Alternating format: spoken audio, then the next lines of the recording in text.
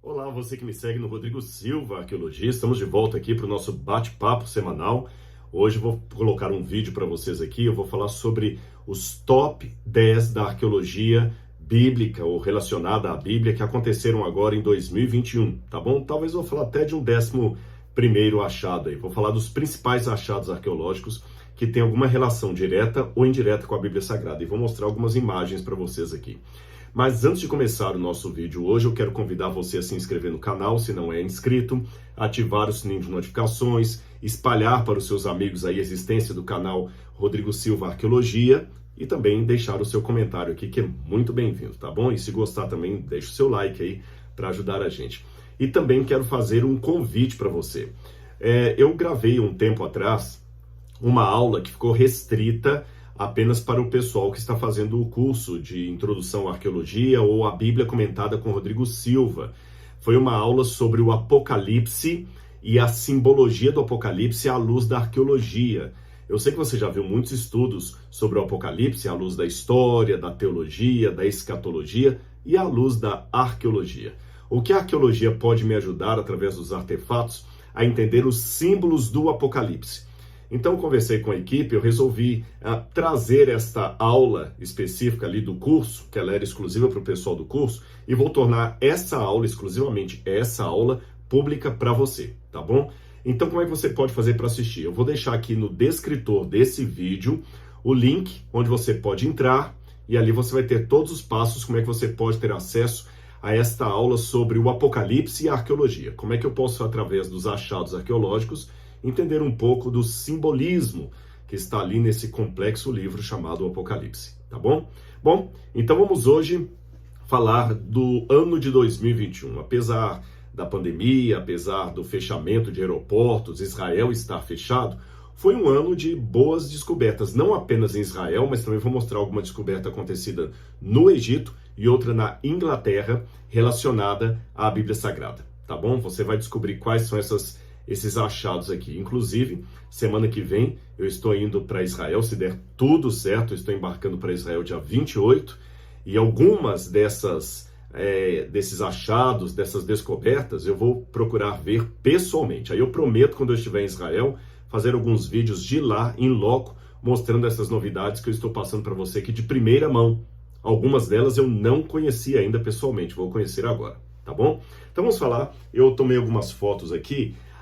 O primeiro achado arqueológico dos top 10, eu não estou colocando na ordem que foram encontrados, mas no top 10 dos achados arqueológicos relacionados direto ou indiretamente à Bíblia que nós temos aqui em Israel e pelo menos mais 2 países aí, já falei o Egito e Inglaterra, eu tenho esse aqui.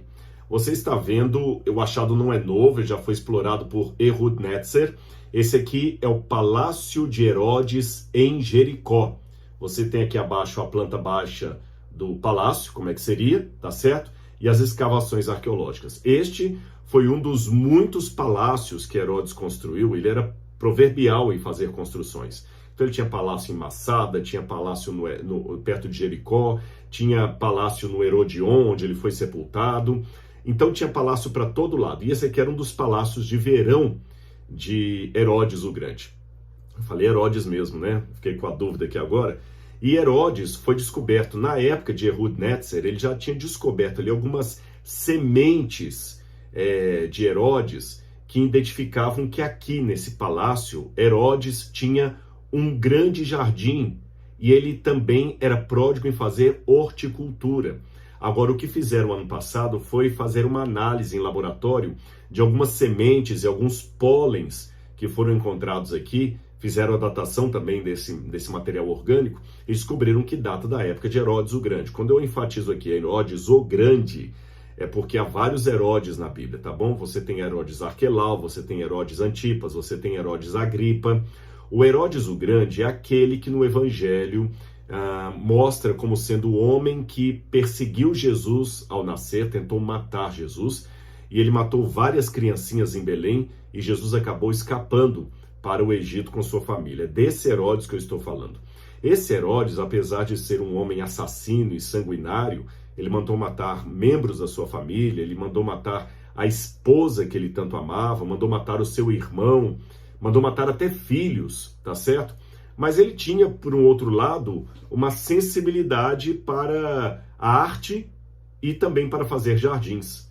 Nós já sabíamos que ele tinha na região do En-Ged uma grande fábrica de cosméticos naquela época, tá certo? Naquela época. E agora descobriu-se que aqui também, nesse palácio dele em Jericó, ele tinha um prazer pela jardinagem, pela horticultura. E ali descobriram sementes interessantes, que eram sementes plantadas em vasos de barro, igual você faz hoje. E ele tinha lá mini cipreste, ele tinha cedro do Líbano plantado ali, tinha vários tipos de oliveiras. E do pólen de algumas sementes de horticultura que eles viram ali, o que chamou a atenção dos arqueólogos é que uma parte considerável das plantas que estavam ali não eram típicas da região, ou seja, ele tinha importado aquilo do exterior. Então, Herodes tinha, entre as facetas de matar pessoas e construir monumentos, também a arte da jardinagem. Isso foi uma descoberta recente. Falando ainda de Herodes, vou falar da descoberta número 9. Estou vindo de trás para frente, tá bom? 10, agora a descoberta número 9, a nona descoberta, de um ranking de 10 para baixo, em contagem decrescente. A outra descoberta relacionada a Herodes foi um outro palácio que descobriram dele, justamente construído em Askelon. Aqui está uma foto aérea das ruínas do palácio de Herodes em Askelon. Nós não sabíamos ainda da existência desse palácio. Askelon, para que você saiba, nos tempos do Antigo Testamento, no tempo dos juízes, Askelon era uma das 5 cidades filisteias, da Pentápolis, né? Askelon era uma delas, uma grande cidade filisteia, que depois foi tomada por Israel e com o passar do tempo, Herodes construiu também um palácio de verão ali, e nesse palácio, na verdade, corrigindo uma informação, o palácio nós já sabíamos, havia os restos do palácio já haviam sido escavados. O que foi encontrado agora foi uma sala, uma basílica. Eu sei que você está acostumado com a palavra basílica, referindo-se à Igreja Católica, um templo da igreja, né? Mas basílica, na cultura romana, é um tipo de palácio que também tem função religiosa, tá certo? Era um palácio do imperador com função religiosa. Por exemplo, em Roma, ali no Fórum Romano, você tem a Basílica de Júlio César. E foi perto dessa Basílica de Júlio César que o próprio Júlio César foi morto pelos senadores ali, que enfiaram a faca nele, inclusive Brutus, o seu filho adotivo, estava entre os assassinos. Ah, e um detalhe, notinha de rodapé, Júlio César nunca falou até tu, Brutus, isso aí já é frase de Shakespeare, tá bom? Mas voltando à Basílica de Herodes, que era um lugar de entretenimento, descobriram ali que ele gostava de fazer muitas festas nesse lugar. Eles inclusive descobriram ali, em 2021 agora, essas estátuas da deusa Nike. A deusa Nike era uma deusa grega da vitória. Tanto é que a palavra Nike, em grego, significa justamente isso, vitória. Quando você fala o nome, por exemplo, Nicolau, é a vitória do povo. Nicolaus, Laos, povo. Nicodemos é o mesmo sentido, a vitória do povo, o povo vitorioso. Sabe aquele famoso tênis, o Nike? O Nike tem esse nome em homenagem à vitória, à deusa Nike, a deusa vitória. Então, o Herodes também tinha essas imagens ali, apesar de pousar de religioso em Jerusalém.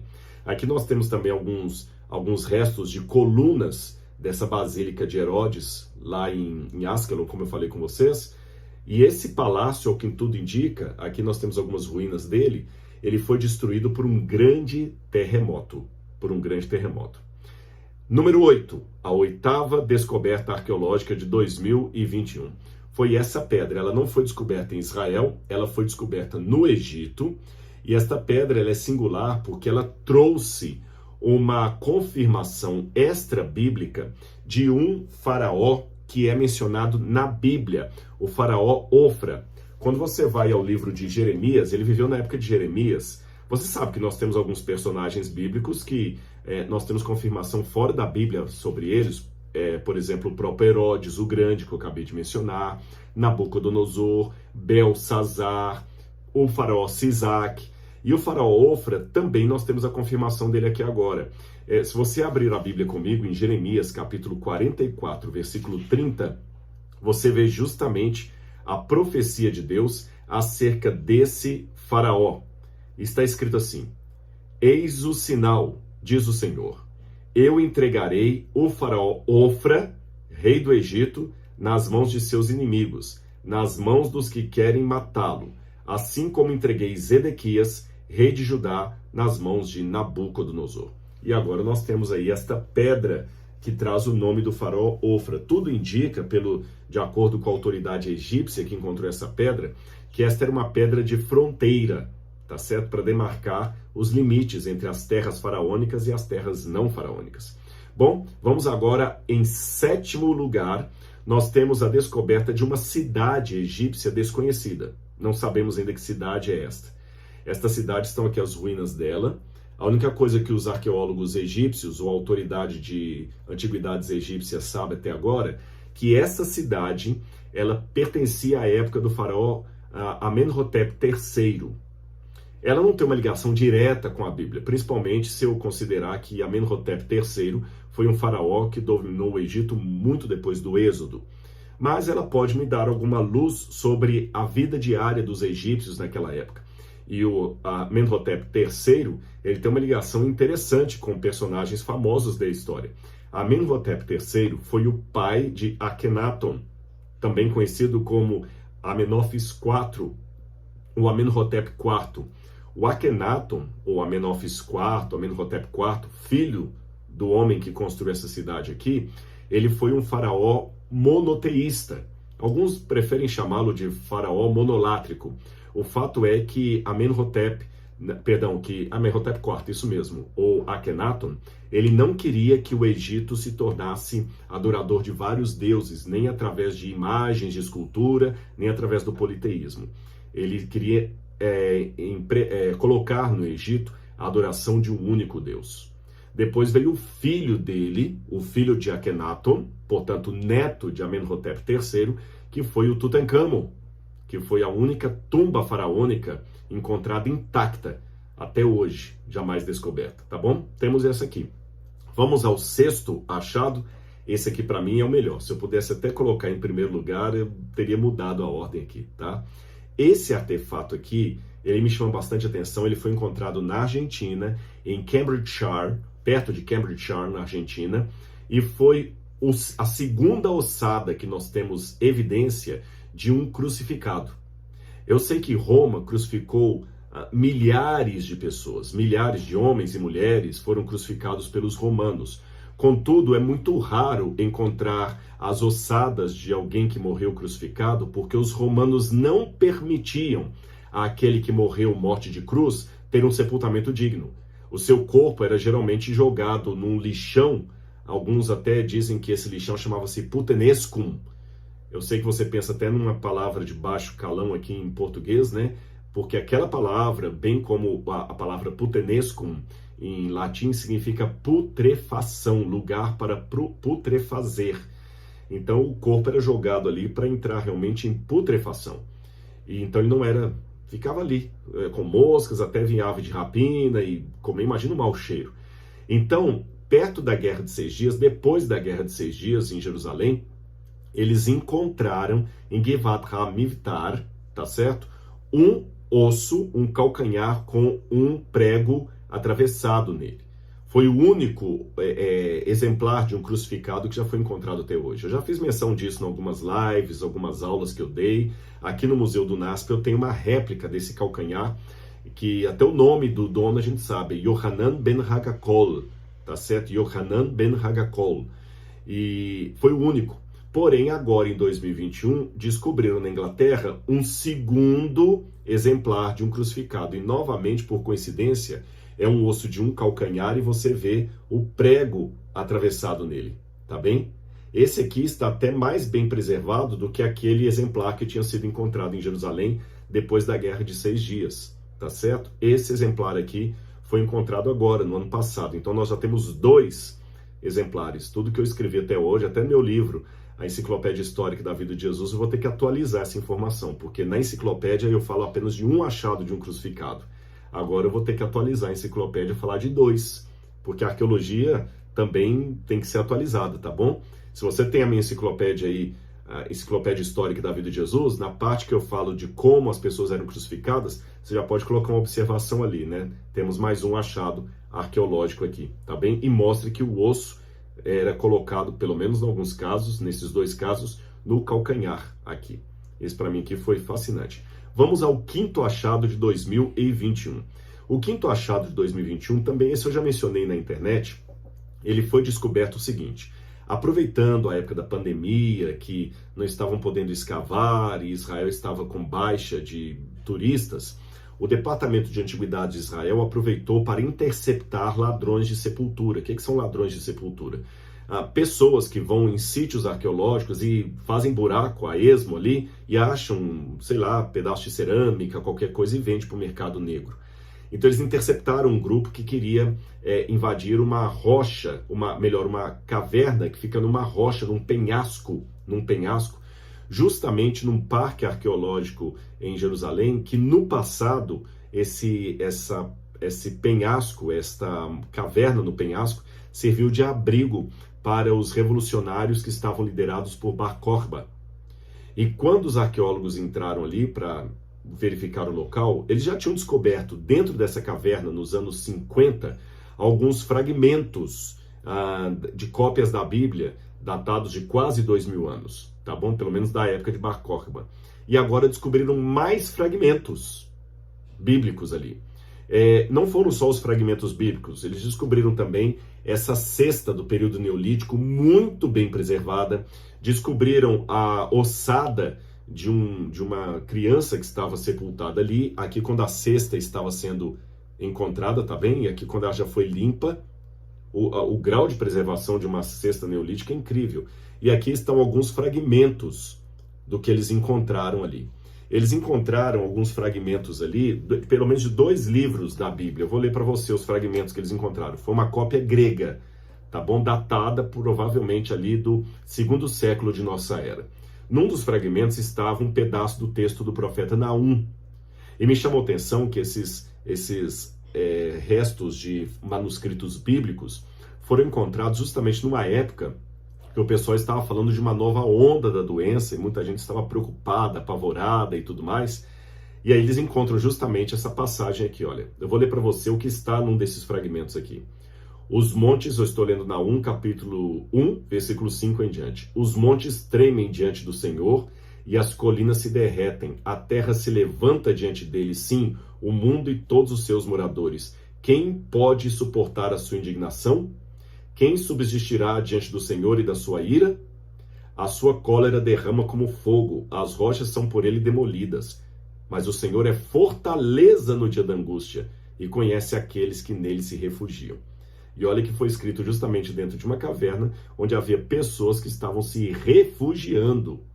A outra passagem que foi encontrada ali foi justamente de Zacarias, capítulo 8.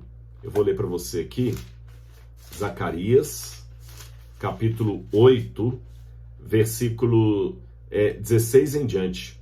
O fragmento dizia o seguinte: estas são as coisas que vocês devem fazer, que cada um fale a verdade com o seu próximo. Nos tribunais julguem com justiça, segundo a verdade, em favor da paz. Que ninguém faça planos para prejudicar o seu próximo, que nem ame o juramento falso, porque eu, o Senhor, odeio estas coisas.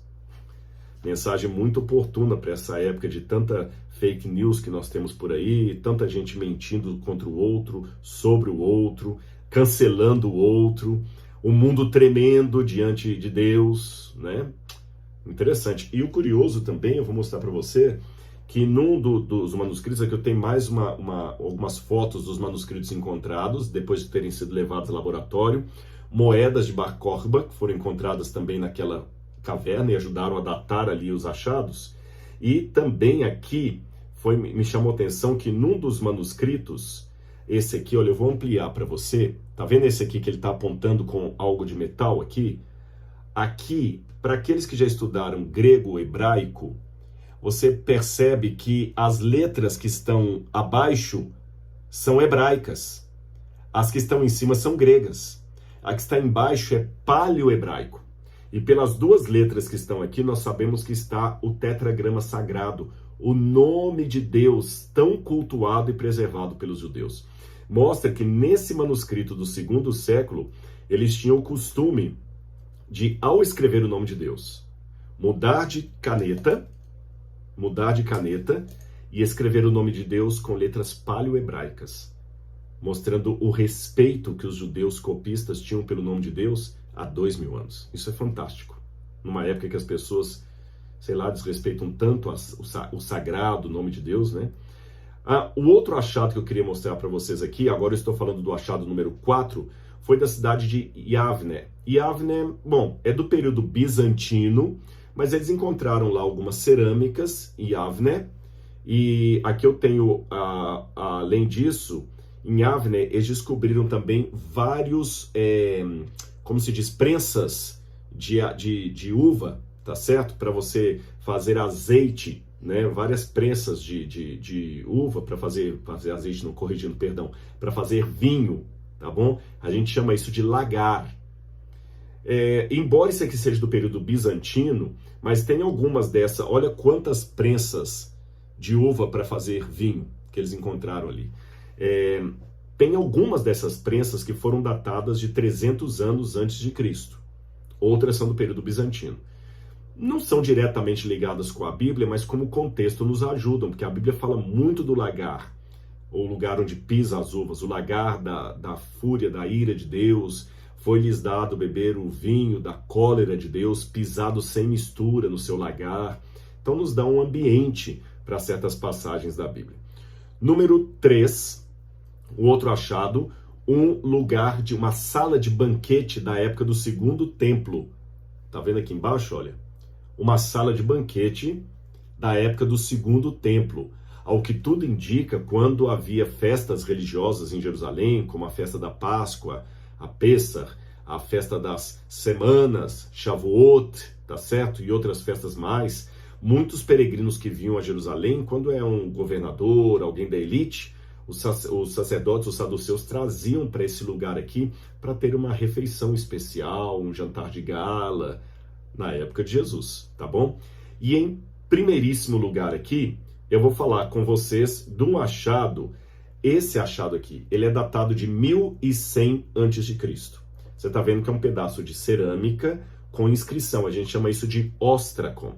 E aqui está escrito em letras, na verdade até proto-hebraico aqui, letras proto-cananitas, o nome de Jerubaal. Se você olhar o nome Jerubaal, ou Jerubaal, como nós falamos em português, era um apelido para Gideão. Se você olhar lá em Juízes, capítulo 6, verso 31 e 32, você vai ver que Gideão também era chamado de Jerubaal. Às vezes a pessoa tinha um apelido assim. Jesus também tinha um apelido de Emanuel. Reuel, o sogro de Moisés, também era chamado de Jetro, e assim por diante. Então, Jerubaal era o mesmo Gideon. Será que isso aqui era uma comprovação fora da Bíblia do Gideon? A gente não pode fazer essa afirmação. Por várias razões. Em primeiro lugar, que essa inscrição foi encontrada em Hirbet Errai. Essa região de Hirbet Errai está mais ou menos a uns 80 quilômetros distante ali de onde Gideon governou o povo como juiz. Além disso, essa peça datada de 1100 a.C. está quase um século depois do Gideão. Então, embora eu não possa afirmar que é uma comprovação fora da Bíblia do Gideão mencionado na Bíblia, pelo menos eu mostro que era um nome corrente por volta de 1100 a.C. Uma possibilidade mínima de estar se referindo ao juiz? Sim, existe. Não vou descartar, não. Eu não posso afirmar que é o mesmo, mas uma possibilidade mínima existe. Na verdade, aqui tem mais uma foto do óstracon, né, na mão da pesquisadora, aí para vocês terem uma noção do tamanho.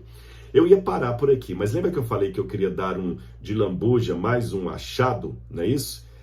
Na verdade, em primeiríssimo lugar, só que eu não vou ainda colocar o primeiro lugar, não, eu falei do segundo, eu acho que eu errei na conta aqui, Jerubaal foi o segundo achado. Antes de falar do primeiríssimo achado, eu vou mostrar esse aqui. Ele vai ser um plus para vocês, tá bom? Um 11º achado aí. Isso aqui foi uma muralha, uma parede descoberta agora em Jerusalém da época do primeiro templo. Esse é um achado importante porque nos ajuda a desenhar os contornos de Jerusalém da época da monarquia, ou antes até ali, quando o templo ainda estava em vigor, o templo de Salomão, antes da sua destruição por Nabucodonosor, em 587 a.C., tá bom? Agora sim, agora corretamente falando, em primeiríssimo lugar, esse aqui eu estou, de todos os achados, é o que eu estou com mais ansiedade para ver quando eu chegar lá em Jerusalém, em Israel, é esse aqui, ó.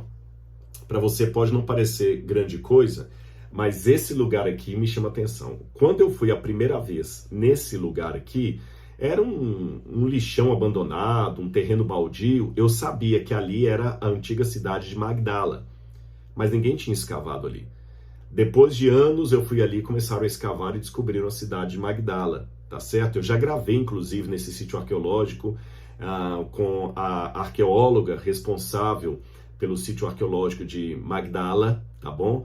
Nós já escavamos ali, você pode assistir no programa Evidências lá no YouTube, aqui no YouTube, melhor dizendo, no Evidências NT, tá bom? Eu entrevistei ali a arqueóloga, nós mostramos todo o achado arqueológico, e um achado importantíssimo que teve em Magdala foi quando eles descobriram uma sinagoga do primeiro século.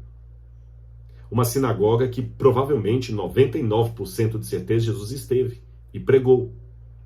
Agora, o curioso é que em 2021, no ano passado, descobriram em Magdala uma segunda sinagoga, tá bem? Aqui o pessoal escavando lá, a segunda sinagoga. Então, hoje nós sabemos que Magdala tinha duas sinagogas. E esta segunda também é do primeiro século, é do tempo de Jesus. Jesus pode ter pregado aqui. Então, esses são os achados arqueológicos que eu falei com você. Vamos ver se eu falei a conta certa, se eu não errei aqui nenhum, né? Eu falei da jardinagem de Herodes, lá que encontraram o jardim de Herodes, perto do palácio dele em Jericó. Eu falei da basílica de entretenimento de Herodes, perdão, na antiga cidade de Askelon, que encontraram essa sala ali de entretenimento para os amigos dele. Imagina as orgias que não rolaram ali dentro. Também falei com vocês da pedra número 8, aquela pedra de fronteira do faraó Ofra, que é mencionado na Bíblia. Falei com vocês, número 7, de uma cidade egípcia desconhecida, cuja fundação deve ao faraó Amenhotep III. Falei para vocês também sobre um calcanhar de um crucificado que foi encontrado lá na Inglaterra.